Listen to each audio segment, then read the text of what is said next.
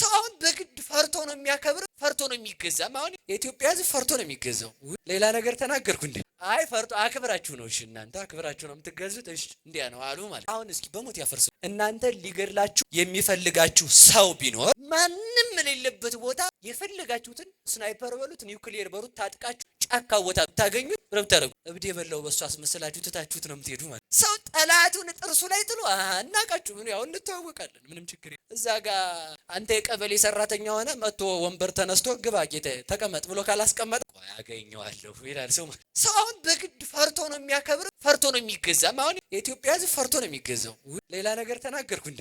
አይ ፈርቶ አክብራችሁ ነው። እሺ እናንተ አክብራችሁ ነው የምትገዙት። እሺ እንዲያ ነው አሉ ማለት። እና ፈርቶ ነው ሰው የሚገዛው። ተመልከቱ። ለምን ኋላ ነገ ብድግ ቁጭ እንዳያደርገኝ ብሎ ማለት። አንድ ሰው እግዚአብሔር የሰራቸውን ሕጎች ቆጥሮ እግዚአብሔርን ምን ያስደስተዋል? እናንተ ሚስቴን ምን ያስደስታታል፣ ባሌን ምን ያስደስተዋል ብላችሁ ተሰሩ አይደል? አሰሩ። አሁን ነጭ ነው። አሁን ብዙ ሰው የሚለብሰው እኮ ለመታየት ነው። ሌላ ምንም ትርጉም የለው አይደል? ለመታየት ሰው ያለበሰው እየመረጠ የሚለብሰው ለመታየት ነው። በእግዚአብሔር ፊት ስላለው መታየታችሁ ተጨንቃችኋል ወይ? ሰው ምን ያህል እንደሚያስጨንቀን እኮ እናውቀዋለን። ሰው የሚቀነደበው ቀለሙም የቀለም ፋብሪካ የሆነው ሰው እንዲያ የሆነው ሰው በቃ ለመታየት ምንም ትርጉም የለው። ሌላ በሰው ፊት ሰው ከንፈሬን እንዴት ያያል? ቅንድቤን እንዴት ነው የሚያየው? ተረከዜንስ፣ የጫማ አስተሳሰሬንስ፣ የፀጉሬን አሰራርስ፣ የጥፍሬን አቆራረጥ፣ አነጋገሬ ክርክም ያለ እንዲላችሁ ሰው ማለት በእግዚአብሔር ፊት ያለው መልክ ከተበላሸ የሚጠቅመን ነገር የለም። ኩራቱ እኮ ሰው እንደው ትምልክቱ። አሁን ሰው ጋኔን ቁጭ እንዳለበት የምታዩት እኮ ትቢቱ ታረቅ እኔ ነኝ እጄ ይቅር እምለው ይላል። እግዚአብሔር መጥቶ አይደል ይቅር ያለ? አንተ ከእግዚአብሔር የምትበልጥ ጣዖት ነህ። የእውነት ማለት ነው። ያን ነው ማየት ያለብን። ስለዚህ ልብ በሉ፣ ይቅርታ ታደርጋላችሁ። መቼ? አሁን በሉ ተናገሩ እንጂ መቼ? አሁን ይቅርታ ካደረጋችሁ ይሄን አድርገኛል፣ ይሄን በድለኛል ብላችሁ ሳትወቅሱ እስኪ በሉ በሉ እንጂ ከዛስ እርቅ ሲደረግ ምን ብሎ ነው? ትቶ ነው። ተቆጥሮ አይደለም። እግዚአብሔር ስጋውን ሰጥቶ ደሙና ሰጥቶ ድንግል ማርያምን ሰጥቶ ቤተክርስቲያንን መስርቶ ካህናትን ሰጥቶ ምን ያላደረጋል? ብንቆሽሽ ንስሐን ሰርቶ በመጨረሻው ቀን ሲፈርድብን በቃ ከኔ ወግዱ ነው የሚል። ለምን ወቅሶ አይደለም እርቅሽ የምትሰሙኝ ከሆነ ማለት ነው። ምን ብሎ ነው? ትቶ ነው እርቅ።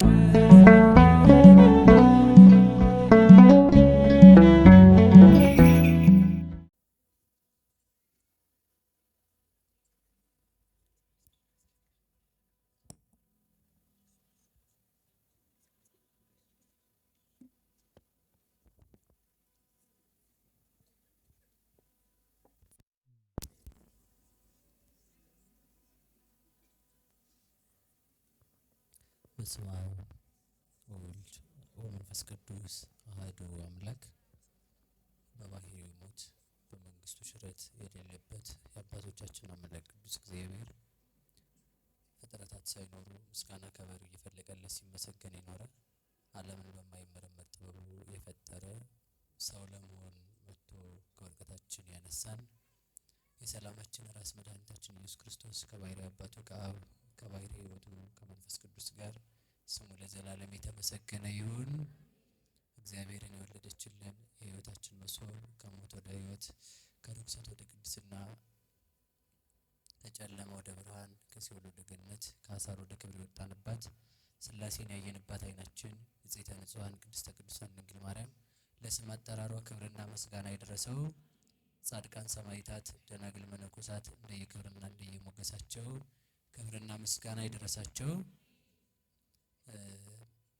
አኩርፋቸዋል ይመስለኛል ትንሽ የተወሰነ አሜን ይባላል አይደል? ያዋለን እግዚአብሔር ይመስገን። እኔ እንኳን ይሄኛውን አላልኩም ካላችሁ ጥሩ ነው። አሜን ብቻ እንድትሉ ነበር የፈለኩት። መልካም እሺ።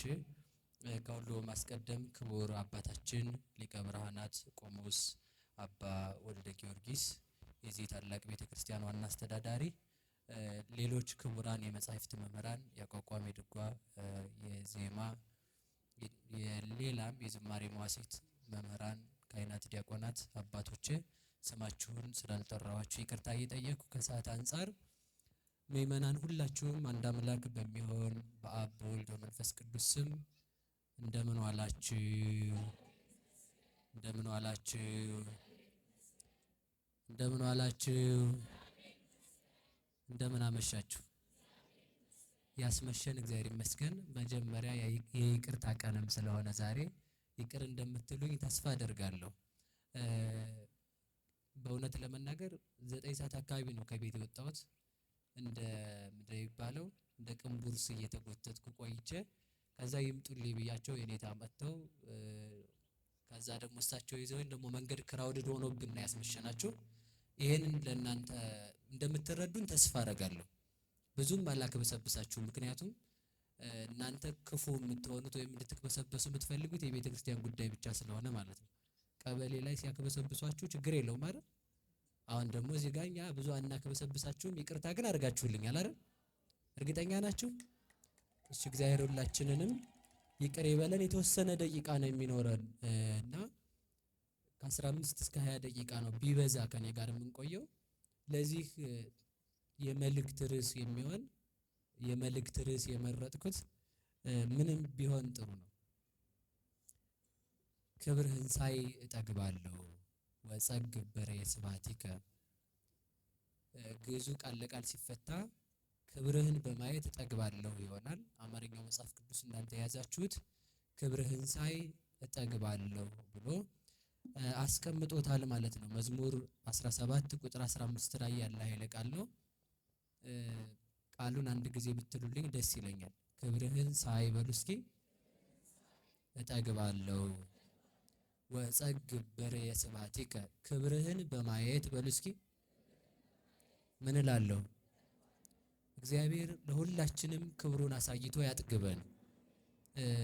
ዛሬ እንግዲህ የእግዚአብሔር ክብር የታየበት ቀን ነው።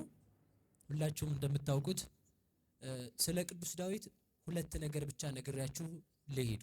ዝም ብሎ ሁለት አረፍተ ነገር።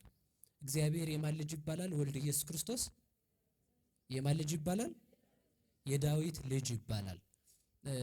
የዳዊት ልጅ መጽሐፈ ልደቱ ለእግዚእነ አምላክነ ወመድኃኒነ ኢየሱስ ክርስቶስ ወልደ ዳዊት ወልደ አብርሃም።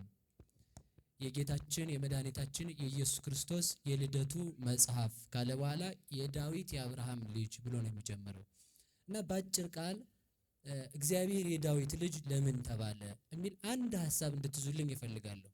እሱም አይሁድን አንድ ጥያቄ ጠይቋቸው ነበር። ሁላችሁም እንደምታውቁት የዳዊት ጌታው ከሆነ የዳዊት ልጁ እንዴት ይሆናል የሚል ማለት ነው። የሰማችሁ ነው።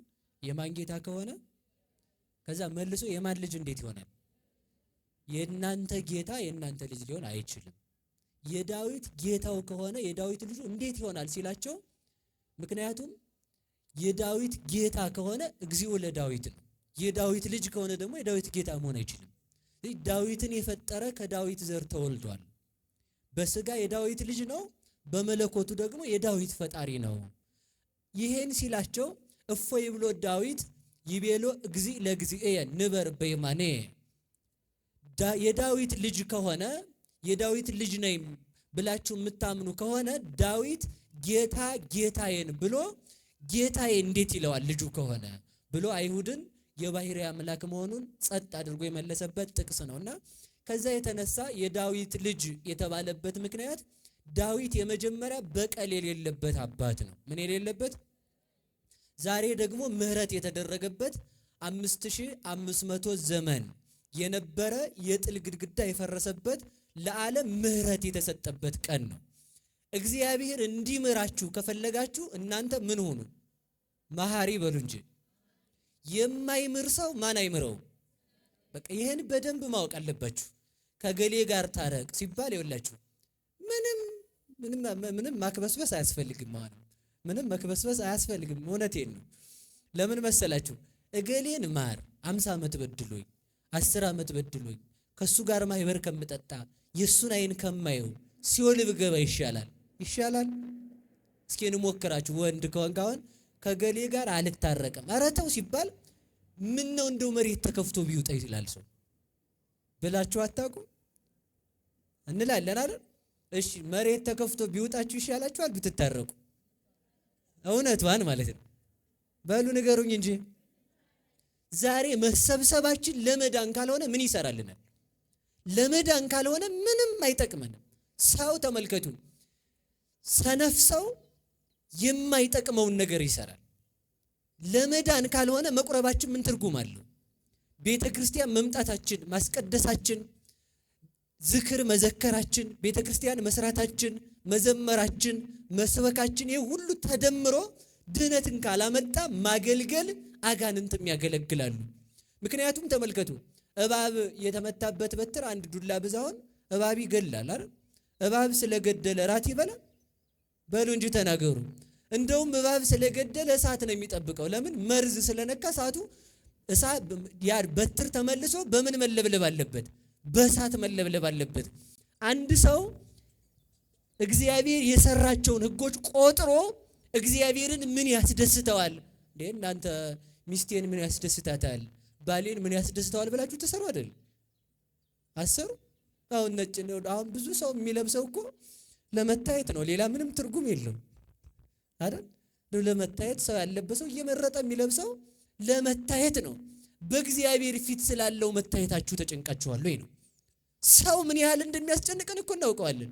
ሰው የሚቀነደበው ቀለሙም የቀለም ፋብሪካ የሆነው ሰው እንዲያ የሆነው ሰው በቃ ለመታየት ምንም ትርጉም የለው ሌላ። በሰው ፊት ሰው ከንፈሬን እንዴት ያያል? ቅንድቤን እንዴት ነው የሚያየው? ተረከዜንስ? የጫማ አስተሳሰሬንስ? የፀጉሬን አሰራርስ? የጥፍሬን አቆራረጥ፣ አነጋገሬን ክርክም ያለ እንዲላችሁ ሰው ማለት ነው። በእግዚአብሔር ፊት ያለው መልክ ከተበላሸ የሚጠቅመን ነገር የለም። እና እንደዚህ ስለሆን የምንድን አይደለንም። የምንድነው ምን ስንል ነው? በሉ ሕጉን ስናከብር በሉ እንጂ። ሕጉን ማክበር ደግሞ እግዚአብሔር ያዘዘውን ምን ማለት ንገሩኝ እንጂ። አንዱ ምንድነው? እርቅ በሉ እስኪ በሉ እርቅ በሉ።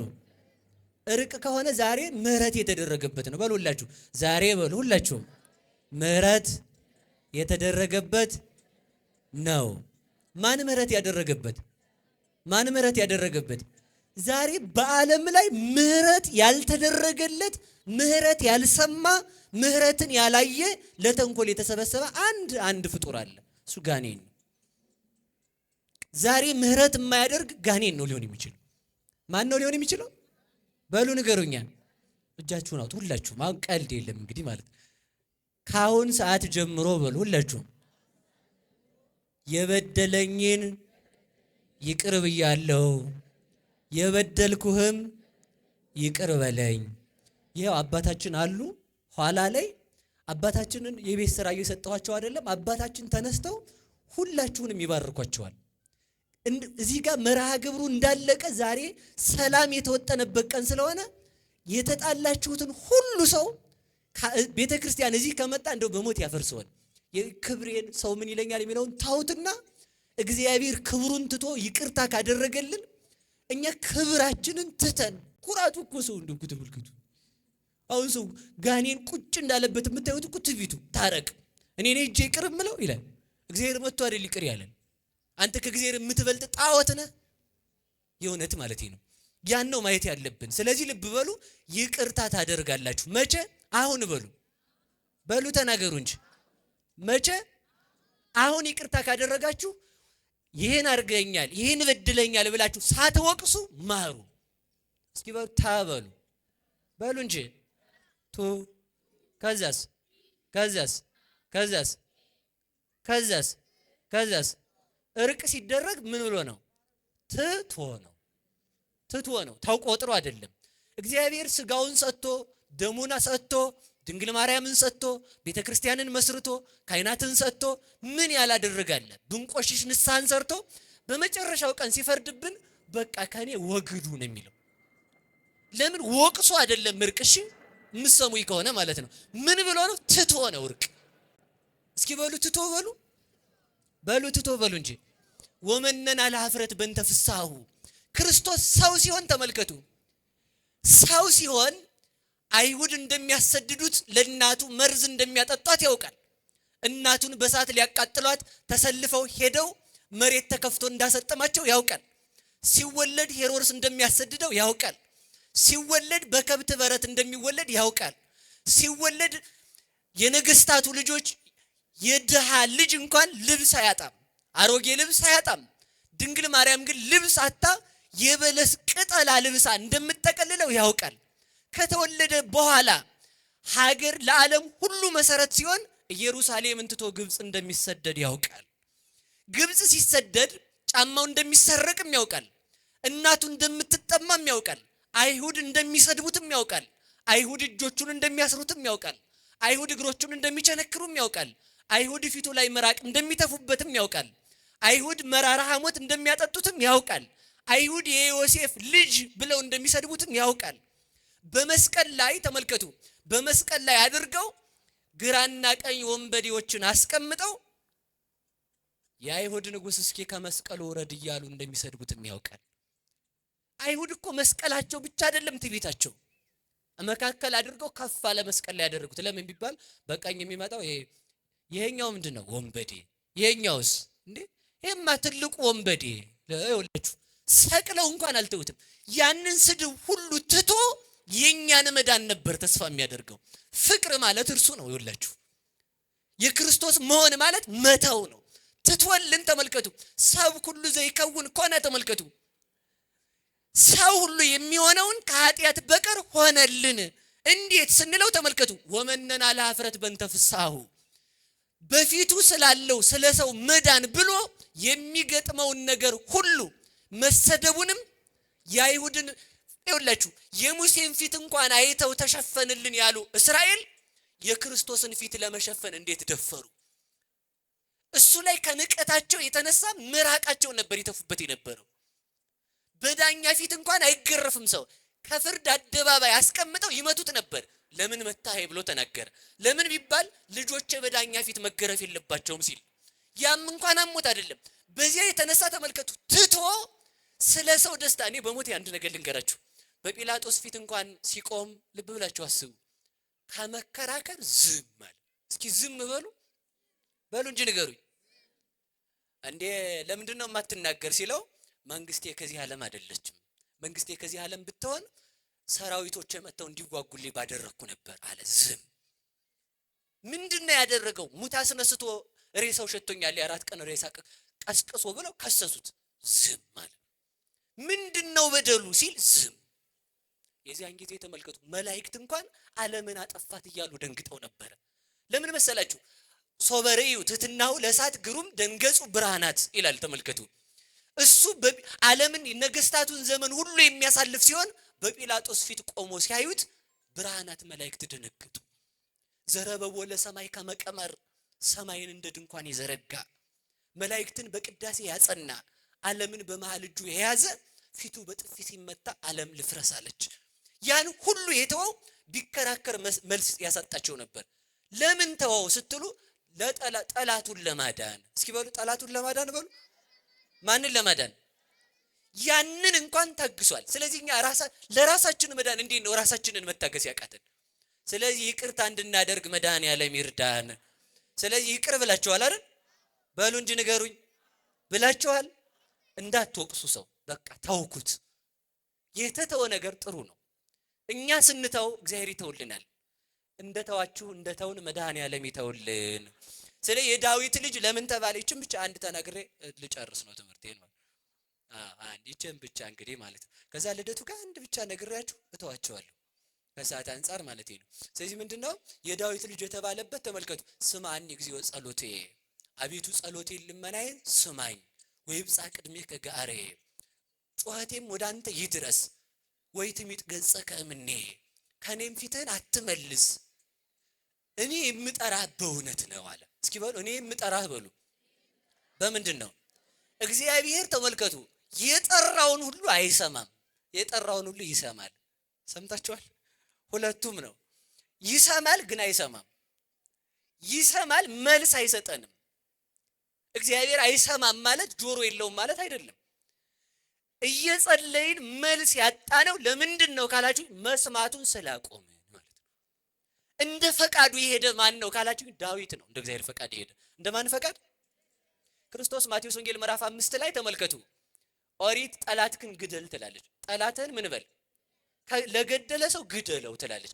አይን ላወጣ አይኑን አውጣ፣ እግር ለቆረጠ እግሩን ቁረጥ ትላለች። አይን ቤዛ አይን፣ ወስን ቤዛ ስን፣ ጥርስ የጥርስ ቤዛ ነው፣ አይን የአይን ቤዛ ነው ትላለች።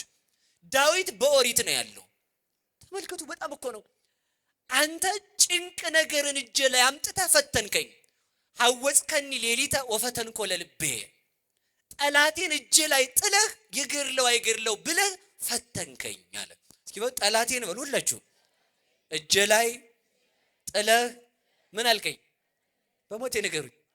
የዳዊት ልጅ የተባለው ለዚያ ነው። እግዚአብሔር ምን አለ? አሁን እስኪ በሞት ያፈርሰዋል። እናንተ ሊገድላችሁ የሚፈልጋችሁ ሰው ቢኖር ማንም የሌለበት ቦታ የፈለጋችሁትን ስናይፐር በሉት ኒውክሊየር በሉት ታጥቃችሁ ጫካ ቦታ ብታገኙት ምንም ታረጉት እብድ የበላው በሱ አስመስላችሁ ትታችሁት ነው የምትሄዱ ማለት ነው። ሰው ጠላቱን ጥርሱ ላይ ጥሎ አናቃችሁ ምን ያው እንተዋወቃለን ምንም ችግር የለም።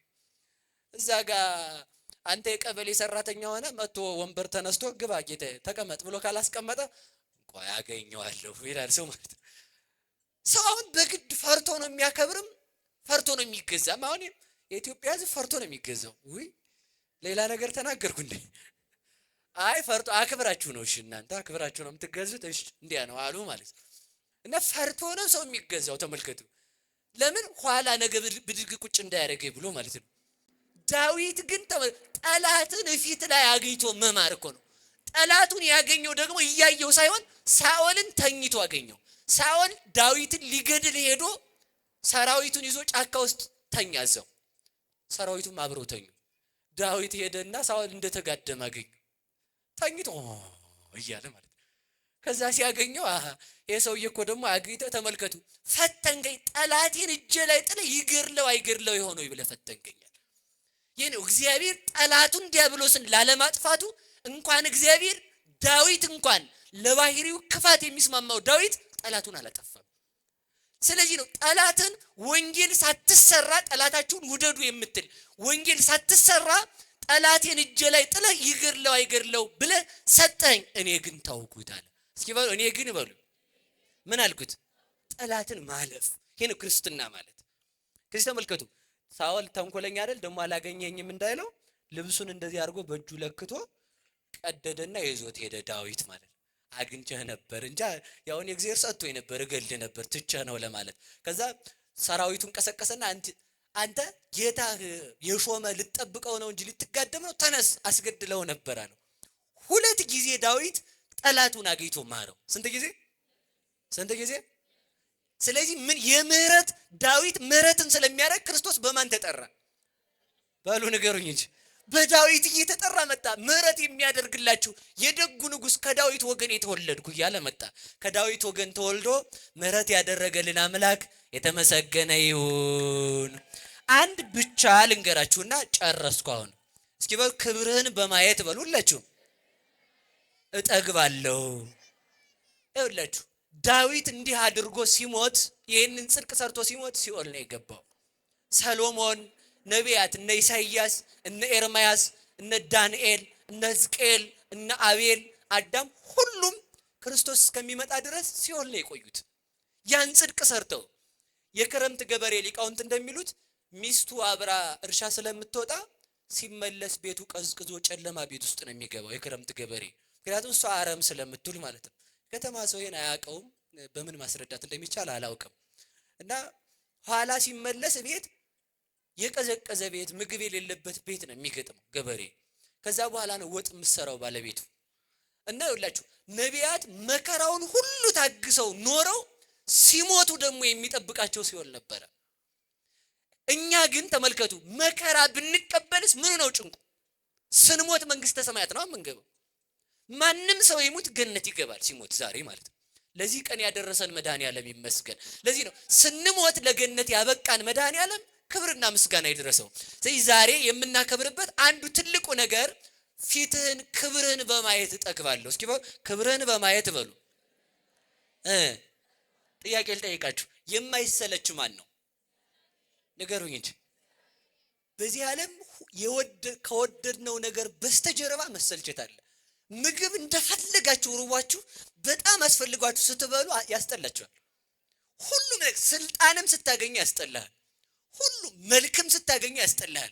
ታይቶ የማይጠገብ መታየቱ ብቻ ልብን የሚያረካ ይላችሁ የማየት አሁን ተመልከቱ። ዘባሃቤከ የአርፍ ነጽሮተ ኩሉ ነባበያን የመላእክት ህሊና ሁሉ የሚያርፈው በእግዚአብሔር ነው። የሰው ዓይን ሁሉ የመጨረሻ የምታርፈው ማንን በማየት ነው? በሉ ንገሩኝ። ለዚህ እኮ ነው ሰው ተስፋውን ከሌላ ነው የሚፈልገው። ፎቅ በማየት ተስፋ የሚኖር እንዳይመስልሽ። ፎቅ በማየት ያው ሌላ ፎቅ ነው የምታስበው። አሁን 7ኛ ፎቅ መገንባት እፈልጋለሁ፣ ግን በ14 አድርገው፣ ግን 24 ነው የምትፈልገው በአመቱ ማለት። በዚህ ዓለም ልብን የሚያሳርፍ ነገር የለም። ማን ነው የልብ ማረፊያ? እግዚአብሔር። የእግዚአብሔርን ክብር እንድናይ መድኃኔዓለም ይርዳን። ስለዚህ ዛሬ ድንግል ማርያም ማንን አሳየችን? በሉ ንገሩኝ እንጂ ዛሬ ደስ ብሏችሁ እንድትሄዱ ነው የምፈልገው። ዛሬ የጥል ግድግዳ የፈረሰበት ዕለት ነው። የምን ግድግዳ? 7 ነገሮች ታረቁ። ይሄን ብቻ ልንገራችሁና ጨረስኩ።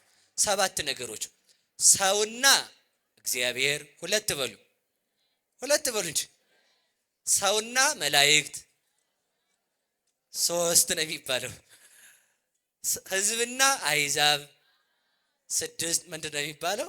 5 ነው የሚባለው። እሺ እንዴት ነው የምትቆጥሩት? ነፍስና ስጋ፣ ኧረ ተው። እነዚህ ሁሉ የታረቁበት ዕለት ነው። አሁን በደንብ ደስ እንዲላችሁ የሚገባው አንድ ነገር ልንገራችሁ። እግዚአብሔር ድንግል ማርያምን ወደ ሰማይ አልጠራትም። እሱ ወዴት መጣ? ደስ ይበላችሁ። ሞት በገባበት ጆሮ ሕይወት ገባበት። ሞት በሔዋን ጆሮ ተንቆርቁሮ ነበረ፣ ሕይወት በድንግል ማርያም ጆሮ ገባ። ሞት በሔዋን ጆሮ ገብቶ በህሊናዋ ጸንሳ በምግባር ወልዳ አሳድጋ ደም አፍሳሽ ቃየልን ወለደች። ድንግል ማርያም ዲያብሎስ ለሔዋን ቢሰብክ ቅዱስ ገብርኤል ለድንግል ማርያም ሰበከ። ድንግል ማርያም ቅዱስ ገብርኤልን ሰምታ ሕይወት ክርስቶስን ጸንሳ ሕይወት ክርስቶስን ወለደችለት ለዓለም። ሔዋን ዲያብሎስን ሰምታ ደም አፍሳሽ ቃየልን ወለደች። ድንግል ማርያም ቅዱስ ገብርኤልን ሰምታ የዓለምን የመከራ ደም የሚያደርቀውን ክርስቶስን ወለደች። ለዚህ ቀን ያደረሰን መድኃኔዓለም ይመስገንልን። ስለዚህ ተመልከቱ፣ ቤተልሔም ኮነት ሰማየ ወሰማይኒ። ተመልከቱ፣ ቤተልሔም ሰማይ ሆነች። ቤተልሔም ፈድፈደት እምጽርሐ አርያም፣ ቤተልሔም ከጽርሐ አርያም በለጠች ይላል። ተመልከቱ እስኪ ቤተልሔም በሉላችሁ። ከየት በለጠች? ጽርሐ አርያም ነው እንዲህ የሚያስደንቃችሁ? ቤተልሔም ከጽርሐ አርያም በላይ ናት። ለምን? በጽርሐ አርያም ጌታ በዘፈቀደ በኪሩቤል በሱራፌል ላይ ተገልጦ ይኖራል እንጂ ፍጥረታት ሊዳስሱት ክርስቶስ በአካል ሊዳሰስ አይችልም። ድንግል ማርያም ሰማይና ምድር እንዲወስኑት ክርስቶስን ወልዳ በመሬት ላይ እንዲመላለስ ወደ ዙፋኑ እንዲያርግ ለሰማይና ለምድር ዓለም ሆነቻቸው። እኛ ምን እናውቃለን? ተመልከቱ፣ ድንግል ማርያም እግዚአብሔር ለዓለም ዓለም ነው። እስኪ እግዚአብሔር በሉ፣ ለዓለም ዓለም ነው። ድንግል ማርያም ደግሞ ለዓለም ዓለም ለሆነው ለእግዚአብሔር ምኑ ናት? ዓለሙ በሉ እንጂ ዓለሙ የሚባል ሰውዬ አይደለም፣ ዓለሙ ሆነች ማለት ነው። አያችሁ፣ ሰማይና ምድር ወዴት ነበሩ? እኛ ምን እናውቃለን? 3 ክንድ ከስንዝር ናት። ሰማይና ምድር የማይችሉት በማኅፀኗ አለ። ስለዚህ ለሰማይና ለምድር አብነት መምህር ድንግል ማርያም ናት። ተመልከቱ፣ በሰማይ 4 እንስሳዎች አሉ። በመሬት 4ቱ የእመቤታችን ባህሪ ለክርስቶስ ዙፋን ሆኑ። እሷን የሰጠን መድኃኔዓለም ይመስገን። በሰማይ ተመልከቱ የእሳት ዙፋን አለ። በመሬት ደግሞ ተመልከቱ፣ በመሬት ደግሞ ድንግል ማርያም ለክርስቶስ አማናዊት ዙፋኑ ናት። ሰማይ ለድንግል ማርያም ክብር አይደለም። ለምን? እስኪ ለምን በሉ፣ ለምን በሉ እንጂ እስኪ ከኪሩቤል ዙፋን ጋር ክርስቶስ አካል አለው? ተዋህዷል? እዛ ላይ እኮ ቁጭ ብሎ መነሳት ነው። አሁን ወንበሩ ላይ ተቀመጣችሁ አይደል? ከወንበሩ የሚከፈል እናንተ ጋር የሚዋሃድ ነገር አለ? ተቀምጣችሁ ምን ማለት ነው? እስኪ በሰማይ ለክርስቶስ የሚሰገድ ከሆነ ለአማናዊት ዙፋን ለድንግል ማርያም ይሰገዳል እንጂ። ለምን? ያኛው ዙፋን ነው። ድንግል ማርያም ግን የእግዚአብሔር ምኑ ናት? አካሉ ናት። ከአካሏ ከፍሎ ተዋህዶላታልና። ለዚህ ነው ተመልከቱ፣ ዓለምን የሚያይ ዓይን እያለው እግዚአብሔር የወደቁትን የሚያይ ዓይን ከድንግል ማርያም ነው የነሳው። ዓለምን የያዘ ሆኖ ሳለ ዓለምን የሚጎትትበትን እጅ የነሳው ከድንግል ማርያም ማኅፀን ነው። ዓለምን የሚያስብ የባህሪ ልብ አብ እያለው የሥጋ ልብን የነሳው ከድንግል ማርያም ነው። ዓለምን በደመና ላይ የሚረማመድ የመለኮት እግር እያለው የሥጋን እግር የሚቸነከርበትን እግር የነሳው ከድንግል ማርያም ነው። ስለዚህ እሷ ምን እንላታለን? ምንም ምሳሌ የላትም። ሰማይ ነው እንዲህ የምንላት? ሰማይማ ፀሐይ ታወጣለች። አዎ ማታ ይጠልቃል። ድንግል ማርያም ምን ትላታለህ? ከሷ የወጣው ፀሐይ ለዓለም ሲያበራ ይኖራል እንጂ ሰማይ ያወጣችው ፀሐይ ቤት የተቀመጠ ሰው አይሞቃትም። ድንግል ማርያም ያወጣችው ፀሐይ ከመቃብር ያሉ ሰዎች የሚሞቁት ፀሐይ፣ እሷን የሰጠን መድኃኒዓለም ይመስገን። ስለዚህ ተመልከቱ፣ ዛሬ ዝማሬ ተጀመረ። እስኪ በሉ ዛሬ በሉ ሁላችሁ። ዝማሬ ምን አለ? ተቋርጦ ነበር፣ ተጀመረ። መላእክት ከሰው ጋር አመሰገኑ። አረ ሌላ ልንገራችሁ፣ መላእክት አመስግነውበት በማያውቁት ቋንቋ ዛሬ አመሰገኑ። እስኪ በሉ መላእክት በሉ ሁላችሁ። አመስግነውበት በማያውቁት ቋንቋ መቼ አመሰገኑ? ይሁላችሁ ቤተልሔም ተወልዶ ሲያዩት ሰማይ ወጡ። ስብሐት ለእግዚአብሔር በሰማያት አሉ። ቤተልሔም ተመልሰው ቢመጡ ግርግም ላይ ቁጭ ብሏል። ወሰላም በምድር ስምረቱ ለሰብእ አሉ። ትርጉሙ ምንድነው? ለእግዚአብሔር በሰማይ ምስጋና ይሁን እርቅ በመሬት ተወጥኗልና ነው የተባለው። ምስጢሩ ምን ማለት መሰላችሁ? ሰማይ የተባለ መለኮት ነው፣ ምድር የተባለ ስጋ ነው። ስብሐት ለእግዚአብሔር በሰማያት ወሰላም በምድር ስምረቱ ለሰብእ አንድ አረፍተ ነገር ነው። ምን ማለት ነው? አምላክ ሰው አምላክ ሆኗል ብለው አመሰገኑ። መቼ? ዛሬ። ይሄ ነው።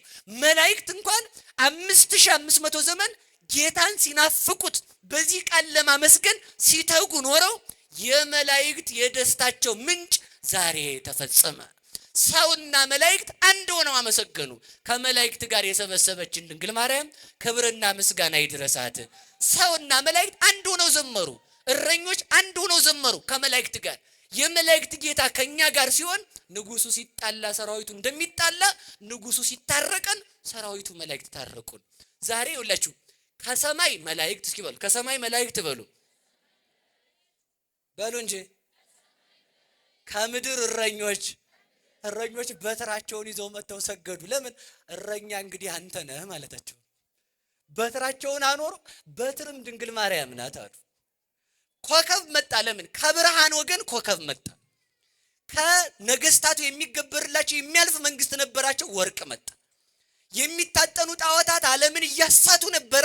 በጨለማ ጉቶው ሰው እየመሰለ እንደሚያስደነግጥ ለጣዖታቱ አምላክ እየመሰሉ ሲታጠኑ ኖረው ነበር። ዕጣኑን አመጡና እንግዲህማ የምትታጠን አንተ ሆነ ብለው ለክርስቶስ አቀረቡለት። ዕጣኑን ተቀበለ። ስለዚህ ተመልከቱ፣ ሌላ ከርቤን ተቀበለ። ከርቤ ሽቱ የተለያየውን አንድ ያደርጋል፣ የተሰበረውን እንዲጠግን ሰውን ከማይበረ መላእክት ጋር ልጅነትን ሰጥቶ እንዳደረገው። ስለዚህ ዛሬ ማንን አይተን ጠገብን? በሉ እግዚአብሔርን በሉ እንጂ ማንን አይተን? ታይቶ የሚጠገብ ማን ነው? ዘላለም የማያስርብ መድኃኒዓለም ነው። እሱን ራሱን የሰጠን አምላክ የተመሰገነ ይሁን። ሌላ ቀን ትማሩታላችሁ፣ ጨምሩበት። ወስብሐት ለእግዚአብሔር።